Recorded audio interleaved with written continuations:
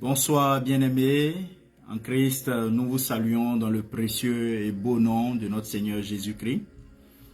Et c'est une joie pour nous de nous retrouver à Consultons la Bible. Aujourd'hui, dans cette semaine de la Pentecôte, nous allons ensemble réfléchir sur deux expressions, ou si vous voulez, deux noms. Voilà, hébraïques, deux noms hébraïques qui ont des significations importantes pour ce qui est de la Pentecôte que nous vivons aujourd'hui à notre ère. Et nous allons essayer de comprendre pourquoi ces expressions, pourquoi ces noms dans le temps et aujourd'hui la signification, l'impact que ça a aujourd'hui sur le christianisme, l'impact que ça a aujourd'hui sur le chrétien, le croyant, sur vous, sur moi, sur l'humanité. Sur vous, sur moi, sur l'humanité. Bien-aimés, nous allons aujourd'hui parler de Shavuot, le Shavuot et le Roi HaKodesh. Voilà. Que dit la Bible? Que nous dit la Bible sur le Shavuot et le Roi HaKodesh? Voilà, deux mots, deux noms hébraïques. Et nous allons, comme nous y sommes, à Consultons la Bible, nous allons consulter la parole de Dieu et voir ce que la Bible nous dit sur ces deux noms. Je vous invite dans un premier temps au livre de Lévitique. Lévitique, le chapitre 23, le verset 15 à 21. Mais bien avant la lecture, rendons grâce à notre Dieu. Dieu Père, Dieu Roi, nous bénissons ton nom. Nous te recommandons cet instant, dirige-le, que ta volonté soit faite. Permets que tout ce qui sera dit, permet d'édifier, à ramener les cœurs à Jésus, à nous garder dans la sanctification, dans la vérité, dans la droiture, dans l'intégrité et dans l'amour vrai. Jésus-Christ, c'est en ton nom que j'ai prié. Amen.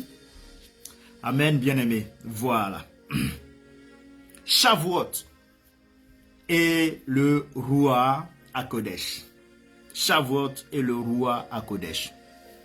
Avant de faire la lecture de Lévitique 23, 15 à 21, il faut déjà savoir ceci, que Shavuot signifie littéralement semaine en hébreu.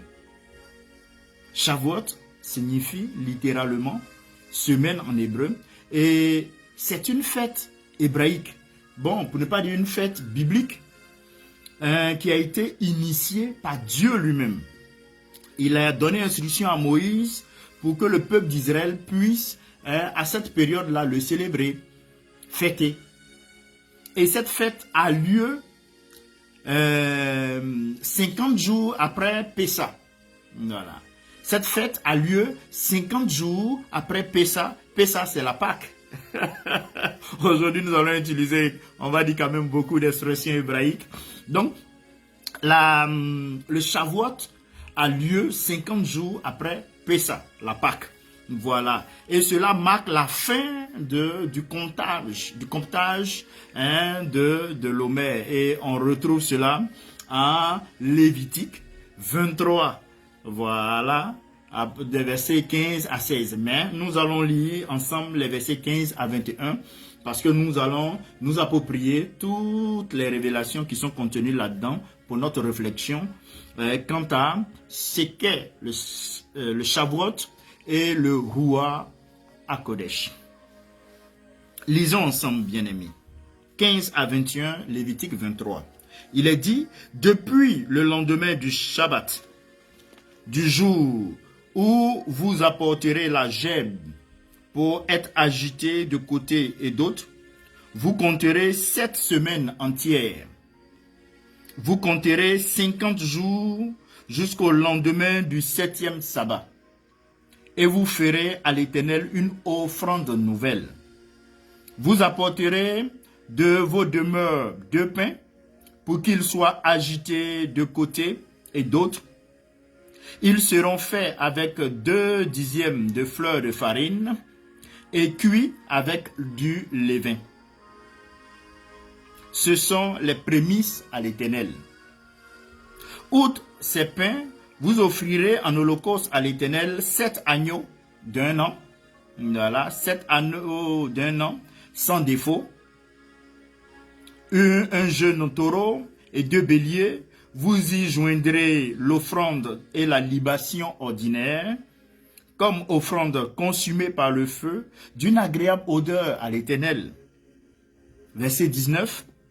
Vous offrirez un bouc en sacrifice d'expiation et 2 agneaux d'1 an en sacrifice d'action de grâce. Le sacrificateur agitera ses victimes de côté et d'autres devant l'Éternel avec le pain des prémices et avec les 2 agneaux. Elles seront consacrées à l'Éternel et appartiendront au sacrificateur. Le verset 21 maintenant. Ce jour même, vous publierez la fête et vous aurez une sainte convocation. Vous ne ferez aucune œuvre servile. C'est la loi perpétuelle pour vos descendants dans tous les lieux où vous habiterez. Amen. Dans tous les lieux où vous habiterez. Oui, bien-aimés, nous avons des textes fondamentaux qui sous-tendent le Shavuot et qui nous donnent la quintessence de ce nom-là, le contenu de ce nom-là, déjà selon la culture juive, selon l'Ancien Testament. Donc, nous allons aborder cette approche-là dans la dynamique de l'Ancien Testament et après, nous allons voir ce qu'est le Shavuot dans le Nouveau Testament. Depuis le lendemain du sabbat, comme on l'a eu, depuis le jour où vous apporterez la gerbe pour être agité de côté ou de l'autre, vous compterez 7 semaines entières, vous compterez 50 jours, jusqu'au lendemain du 7e sabbat. Et le verset 21, ce sera pour vous une sainte convocation. Vous ne ferez aucune œuvre servile. Et lorsqu'on se retrouve en Exode, le chapitre 23, le verset 16, il est dit, tu observeras la fête de la moisson, des premiers fruits de ton travail, de ce que tu auras sémé dans les champs. Tout ceci soutient le Shavuot, c'est-à-dire cette semaine-là festive, cette semaine-là de reconnaissance à Dieu, cette semaine-là où on envoie les prémices de nos récoltes, cette semaine-là où nous disons merci parce que nos récoltes ont été fructueuses. Nous venons à Dieu avec les meilleurs de notre récolte. Et Exode le soutient. Je donne encore un autre passage d'Exode. Exode 34, le verset 22 qui nous dit, tu célébreras la fête des semaines, le Shavuot, la fête des semaines, des prémices de la moisson du froment. Des prémices de la moisson du froment. Et Deutéronome 16, le verset 9 à 12, vous pourrez parcourir tout ça calmement. Moi, je survole rapidement pour vous emmener à comprendre. Tu compteras 7 semaines. Tu célébreras la fête des semaines en l'honneur de l'Éternel, ton Dieu. En l'honneur de l'Éternel, ton Dieu. Donc, nous avons là un certain nombre de passages de l'Ancien Testament qui sont des passages clés qui sous-tendent effectivement le Shavuot. La célébration de cette semaine, la célébration de les raisons pour lesquelles cette célébration doit avoir lieu. La quintessence du Shavuot, la quintessence de cette semaine dans laquelle nous sommes. On peut s'interroger sur les caractéristiques du Shavuot. C'est d'abord une fête agricole, dans un premier temps. Une fête agricole des prémices. Voilà, une fête agricole des prémices, et c'est une période où on apportait à Dieu les premiers fruits du froment. Les premiers fruits du froment. Et cet acte avait une singularité, c'est qu'elle était volontaire. Une offrande volontaire était exigée. Voilà, une offrande volontaire était exigée. Nous avons, tu apportais à Dieu les prémices, bien sûr, et tu faisais aussi une offrande volontaire. Et on peut voir cela dans Deutéronome chapitre 16, le verset 10. Deutéronome le chapitre 16, le verset 10. Tout ceci pour soutenir la reconnaissance à Dieu. Parce que c'est lui qui permet toutes choses, c'est lui qui permet à nos récoltes de porter, d'être bonnes. Une autre caractéristique du Shavuot, c'est une fête de révélation de la Torah. C'est une fête de révélation de la Torah. Et selon la tradition juive, le Shavuot célèbre le don de la loi sur le mont Sinaï. Et on peut le voir aussi en Exode 19. Dieu a donné la Torah à Moïse le 50e jour après la sortie d'Égypte. Donc, le 50e jour après la Pâque, il y a un événement glorieux qui se déroule. Il y a eu la Pâque juive en Égypte, où tous ceux-là qui ont cru aux instructions données à Dieu, que Dieu a données par Dieu à Moïse, voilà, aux instructions données par Dieu à Moïse, de mettre sur les linteaux des portes le sang d'un agneau, de sorte que lorsque l'ange de la mort passerait, il passerait outre. Il passerait outre la maison qui est marquée par le sang. C'était la Pâque juive. Et lorsqu'ils sont sortis, 50 jours après, sur le mont Sinaï, il y a eu la Torah qui a été donnée. Il y a eu les instructions qui ont été données. La manifestation de la puissance de Dieu avec du feu qui a témoigné et donné qualité, valeur, mandat caché à la Torah. Oui, Dieu a donné la Torah à Moïse le 50e jour après la sortie d'Égypte. La troisième caractéristique du Shavuot, c'est une convocation sainte, lorsqu'on l'a lu tout à l'heure. C'est-à-dire, depuis l'Ancien Testament, je veux même me permettre de venir jusqu'à nos jours, notre Dieu, il est saint. Et ça, je ne cesserai de le souligner. Notre Dieu, il est saint. Et tel il est, tel nous devons être. Nous devons aussi être saints dans nos actions, dans nos activités, dans nos réactions, dans notre comportement, dans nos attitudes. Il doit avoir la sanctification qui apparaît. Jour chômé, marqué par des sacrifices et des offrandes. C'est ce que nous avons lu en Lévitique 23, le verset 21. Et la quatrième caractéristique, c'est une joie communautaire et de solidarité. C'est-à-dire, nous sommes en communauté, en famille, dans une église, avec des frères et des sœurs chrétiens. Nous célébrons le Seigneur, nous lui sommes reconnaissants. Mais il y a cet aspect d'unité, de rassemblement. Et vous allez voir que le même parallèle se fait avec les disciples qui étaient à la chambre haute. Ils étaient en communauté, ils étaient solidaires les uns des autres, ils étaient unis et ils attendaient. Donc ici, reconnaissance, solidarité, union, attente. Attente. Ce sont les caractéristiques du Shavuot. Le peuple devait se réjouir devant l'Éternel avec les Lévites bien sûr, avec les étrangers, avec les veuves, avec les orphelins. Et ça, Deutéronome chapitre 16 appuie cela. Je donne tous ces passages pour que vous puissiez, après vous référer à ces passages, les vérifier pour peaufiner encore davantage votre compréhension. Maintenant, quel peut être l'accomplissement du Shavuot dans le Nouveau Testament? Comment est-ce qu'on perçoit le Shavuot dans le Nouveau Testament? Parce qu'il faut qu'on arrive à notre jour, à nos jours, pour qu'on puisse cerner la pertinence, toute la quintessence, comme je l'ai dit. Le Shavuot trouve son accomplissement prophétique dans le Nouveau Testament. Le Shavuot trouve son accomplissement prophétique dans le Nouveau Testament. La fête est appelée en grec Pentecôte. Donc, le Shavuot, en grec, on dira Pentecôte. Et nous, aujourd'hui, à l'ère chrétienne, nous connaissons la Pentecôte. Nous connaissons la Pentecôte, ce qui veut dire 50e jour, en grec.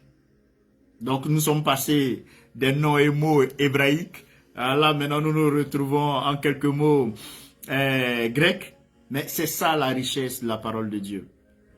Et Actes, chapitre 2, les versets 1 à 4, comme je l'ai dit, le Shavuot trouve son accomplissement prophétique dans le Nouveau Testament. Sur le mont Sinaï, Dieu, après le 50e jour, a donné la Torah. Aujourd'hui, ce n'est pas la Torah, mais c'est son esprit que Dieu donne. C'est son esprit que Dieu donne. Et nous voyons en Acte 2, le verset 1 à 4, il est dit, le jour de la Pentecôte, ils étaient tous ensemble dans le même lieu. Il vint du ciel un bruit. Des langues de feu se posaient sur chacun d'eux. Ils furent tous remplis du Saint-Esprit. Ils furent tous remplis du Saint-Esprit. Cette Pentecôte bien-aimée, cette Pentecôte est le moment où Dieu donne non plus la loi sur des tablettes de pierre, mais son esprit dans les cœurs humains, dans nos cœurs.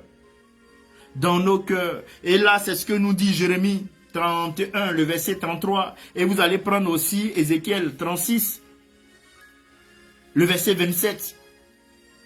Dieu nous donne son esprit dans nos cœurs. Avant, la Torah, avec la caution du feu sur le Sinaï, était donnée à un personnage, une personne qui devait communiquer cela. Donc Dieu ne se révélait pas à tout le monde. Mais dans la dimension prophétique du Shavuot, Dieu se révèle à tout le monde. Vous voyez la quintessence de la Pentecôte. Dieu se révèle à tout le monde. Dieu permet qu'on ait accès à lui. Le voile du temple a été déchiré. Nous avons maintenant un accès direct à Dieu le Père. Quelle joie! Vous voyez pourquoi nous devons lui être reconnaissants. Vous voyez pourquoi est-ce que nous devons prendre cela avec sérieux, la sanctification, marquer le pas. Il ne faudrait pas que ce soit simplement un jour festif. Et point. Non, il y a des implications. Il y a des implications. Bien-aimés, quand on parle de Dieu qui donne son esprit à tout le monde, et là maintenant, le second nom hébraïque que j'avais évoqué dans le thème, j'ai parlé de Shavuot et le Ruach HaKodesh. Donc là maintenant intervient le Ruach HaKodesh. Le Ruach HaKodesh est tout simplement le Saint-Esprit. Le Saint-Esprit que nous avons reçu à la Pentecôte.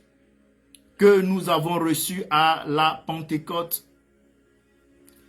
Qui est le Ruach HaKodesh? Le Saint-Esprit. Ruach HaKodesh signifie Esprit Saint en hébreu. Esprit Saint en hébreu. Il s'agit de la troisième personne de la Trinité. Donc le Ruach HaKodesh est une personne. Une personne qui a des sentiments, qui veut qu'on le respecte, qu'on le considère, qu'on communique avec elle, qu'on échange avec elle. Ce n'est pas simplement une puissance, c'est une personne. C'est une vérité qu'il faut cerner et qu'il faut vivre. Le Ruach HaKodesh est une personne. Est une personne. Avec qui nous interagissons. Dieu, Esprit, qui nous donne les instructions, qui nous dit comment nous devons marcher, qui nous guide sur notre destinée, qui nous guide dans notre quotidien. Oui, le Ruach HaKodesh a été envoyé par Dieu au nom de Jésus. Le Ruach HaKodesh a été envoyé par Dieu au nom de Jésus. Pourquoi? Tout simplement parce que notre Seigneur Jésus devait retourner au Père. Et il a dit qu'il nous donnerait un autre consolateur. Mais sachez-le, avant même que notre Seigneur Jésus n'en parle, depuis l'Ancien Testament, il était prophétisé la venue du Ruach HaKodesh. Il était prophétisé la venue du Ruach HaKodesh. Et cette prophétie a eu son accomplissement en Actes chapitre 2. Et nous perpétuons cet accomplissement. Voilà pourquoi nous sommes dans la semaine de Pentecôte. Et ce dimanche, nous allons célébrer encore l'effusion du Saint-Esprit. Bien-aimés, Ézéchiel 36, 26, 27. Je mettrai en vous un esprit nouveau. Je mettrai mon esprit en vous. C'est Dieu qui parle. Il va mettre son esprit en nous. Ce n'était pas le cas dans l'Ancien Testament. Mais Dieu annonçait qu'à une période arrêtée par lui, il allait mettre son esprit en nous. Ceux-là qui lui appartiennent, ceux-là qui ont accepté Jésus comme Seigneur et Sauveur, recevront le Saint-Esprit. Et Joël 2, 28, 29 dit, « Je répandrai mon esprit sur toute chair. » Ces prophéties se sont accomplies en acte 2. En acte 2, 4. Cette prophétie s'est accomplie. Et Jésus, notre Seigneur, promet, avant même que la Pentecôte n'arrive, avant qu'il y ait l'effusion du Saint-Esprit, Jésus promet, il annonce que le Saint-Esprit viendrait. Et on voit cela en Jean 14, le verset 16. Et Jean 14, le verset 16, notre Seigneur dit, « Et moi, je prierai le Père, et il vous donnera un autre consolateur, afin qu'il demeure éternellement avec vous. » Verset 17. L'esprit de vérité que le monde ne peut recevoir, parce qu'il ne le voit point et ne le connaît point. Mais vous, vous le connaissez, car il demeure avec vous, et il sera en vous. Car il demeure avec vous et il sera en vous. C'est pas merveilleux ça, bien-aimé. L'Ancien Testament avait annoncé la venue du roi Kodesh, du Saint-Esprit. Et notre Seigneur Jésus annonce encore le Saint-Esprit. Tout ceci pour montrer la pertinence de ce personnage. Le caractère important de ce personnage. La force, la puissance que représente ce personnage, le Saint-Esprit. Et lorsqu'on va encore en Jean 16, le verset 13 à 14, il est dit ceci. Quand le consolateur sera venu, l'esprit de vérité, il vous conduira dans toute la vérité, car il ne parlera pas de lui-même, mais il dira tout ce qu'il aura entendu, et il vous annoncera les choses à venir. Verset 14, il me glorifiera. Il glorifiera qui? Jésus-Christ, parce qu'il prendra de ce qui est à moi, et il vous l'annoncera. Parce qu'il prendra de ce qui est à moi, et il vous l'annoncera. Bien-aimés, quand le consolateur sera venu, il vous conduira dans toute la vérité. Nous devons collaborer avec le Saint-Esprit. Il ne faudrait pas que cette semaine ou le jour de la Pentecôte soit une simple fête, hein, comme d'habitude, où on vient danser, transpirer et point. Non. C'est une réalisation d'une prophétie, l'accomplissement d'une prophétie. Il y a un impact. Dieu ne fait pas les choses pour le beaux yeux de l'humanité.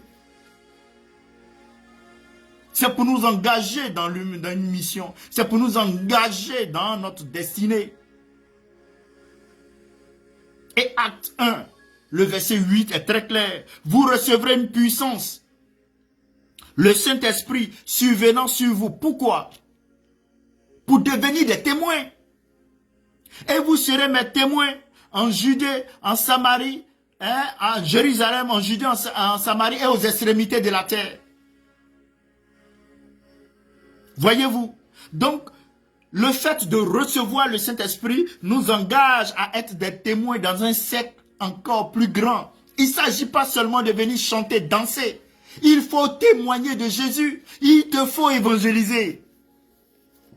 Oui. Ah, tu n'avais pas compris ça. Depuis toutes ces années, tu célèbres la Pentecôte, tu ne l'avais pas compris. Oh là là. Mon peuple périt faute de connaissance. Mais là, aujourd'hui, Jean 8, 32 s'applique à toi.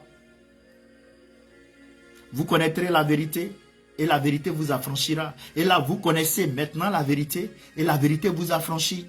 Tous ceux qui célèbrent la Pentecôte, ça doit être des personnes qui évangélisent.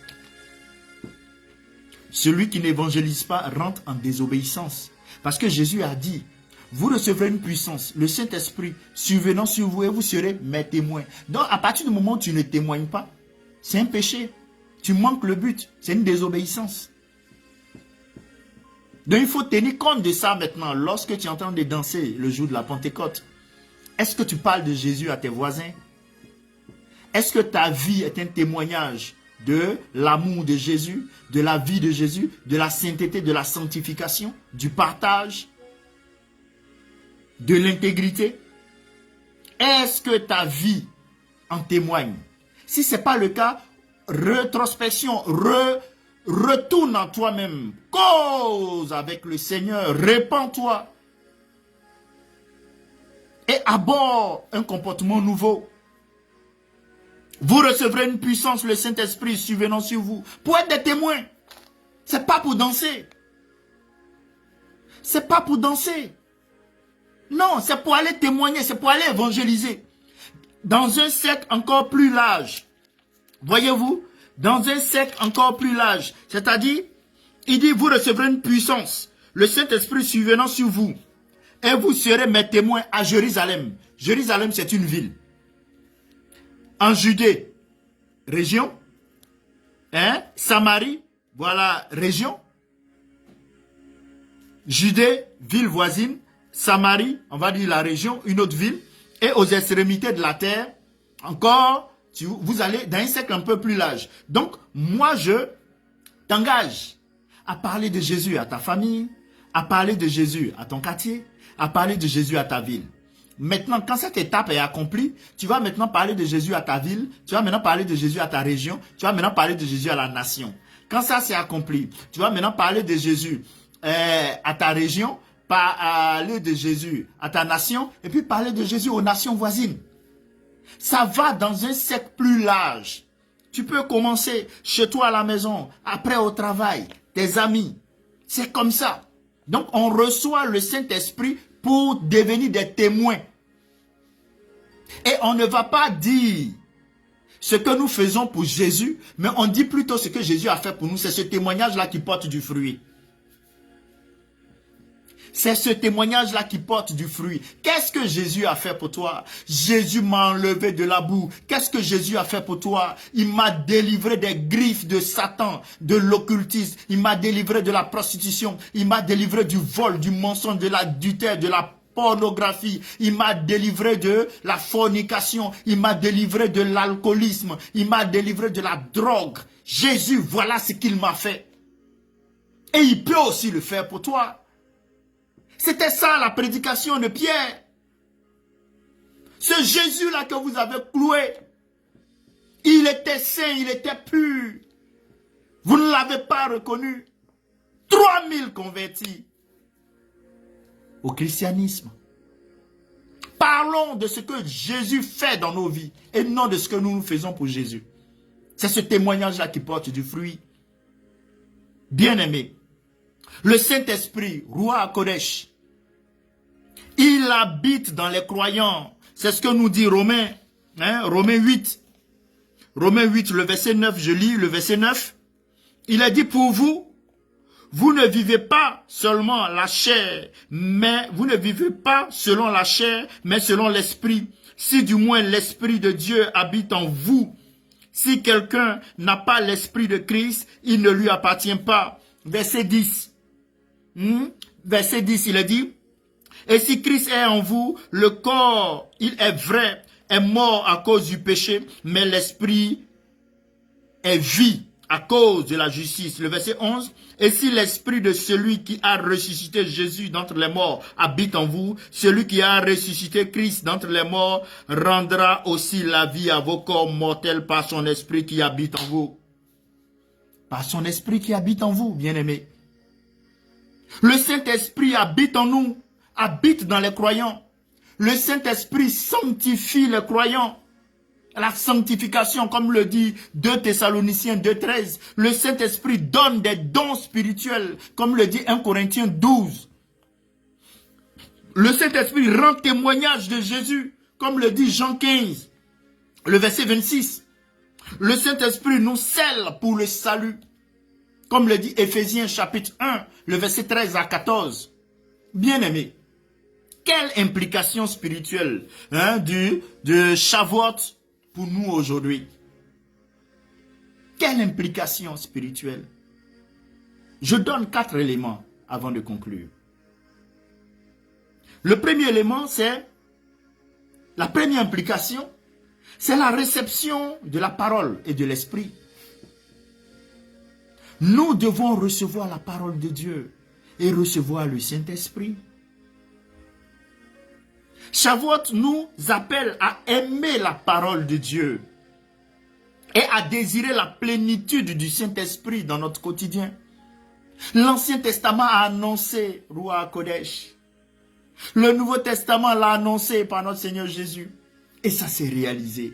Il faut croire en cette parole et croire au Saint-Esprit. Deuxième implication, c'est un appel à la consécration et à la mission. Ce n'est pas pour danser. Ce n'est pas pour boire, manger. Non. Ça ne s'arrête pas à ça. Il faut être consacré et il faut aller à la mission. Il faut aller parler de Jésus. Il faut s'organiser, mettre les moyens ensemble, aller parler de Jésus. Comme les apôtres, nous sommes envoyés pour témoigner avec puissance, comme on l'a vu en Acte 1, le verset 8. Troisième implication, c'est une offrande de nos premiers fruits. Et nous devons le faire avec joie, un acte volontaire. Présenter à Dieu le meilleur de notre vie. On va détruire notre vie, aller faire des tatouages sur le corps. Le corps est malade. Et maintenant qu'il est malade, on dit on vient donner à Dieu. Tu sais que ton corps ne vaut plus rien. Donner le meilleur de notre temps à Dieu. Donner le meilleur de notre talent à Dieu. Donner le meilleur de nos ressources à Dieu. C'est ça. Une offrande de nos premiers fruits. Le meilleur. La quatrième implication, c'est l'unité et l'attente dans la prière. Quand on parle de la Pentecôte, c'est une attente dans la prière. Les 120 étaient dans la chambre haute. Ce n'était pas pour bâiller. C'était pas pour bâiller. Ils priaient. Ils étaient unis. Ils étaient solidaires. Et ils attendaient suite aux instructions. Le Seigneur a dit, restez à Jérusalem. Attendez le Saint-Esprit. Parce que vous avez besoin de cette puissance. Vous avez besoin de la puissance du Saint-Esprit pour pouvoir témoigner. Parce qu'il y a des éléments que le Saint-Esprit donne qui te permettront de témoigner. Bien-aimé, Shavuot ou Pentecôte, si tu veux, synonymie, est aussi le fruit d'une attente dans l'unité et la prière fervente. Et vous allez parcourir Acte chapitre 1, le verset 14, jusqu'à Acte 2, le verset 1. Ils étaient unis dans la prière fervente. Sérieux. Sérieux. Engagés. Tu vois des personnes zélées qui aiment le Seigneur, qui font l'effort de souffrir pour Dieu, de se priver pour Dieu. Bien-aimés, j'aimerais conclure. Retenez que Shavuot est bien plus qu'une fête agricole.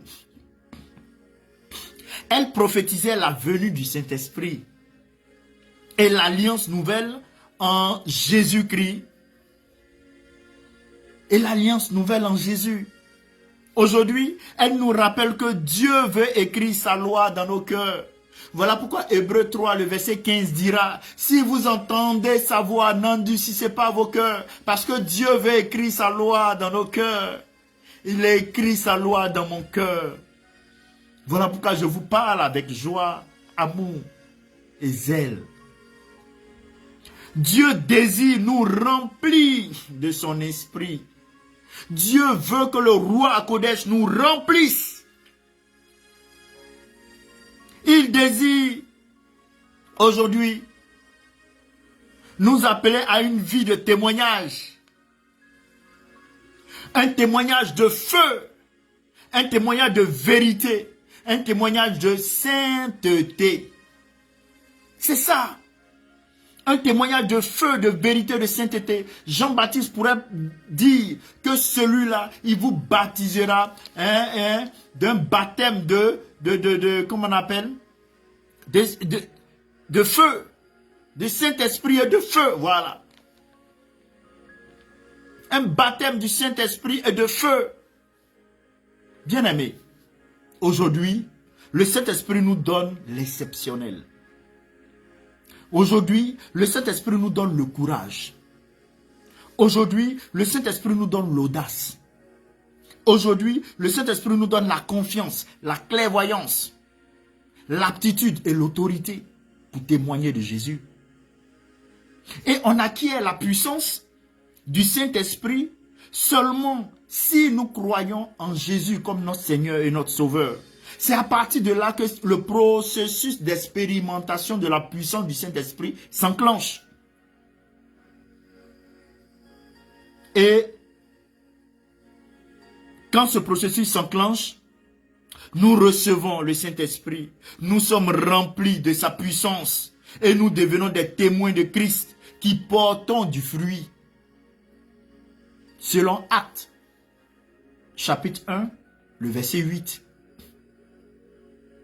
Et Acte 2, 1 à 4 que nous avons parcouru, nous révèle que la fête de la moisson ou la Pentecôte est célébrée 50 jours après la Pâque. Elle est aussi une fête de reconnaissance pour les récoltes.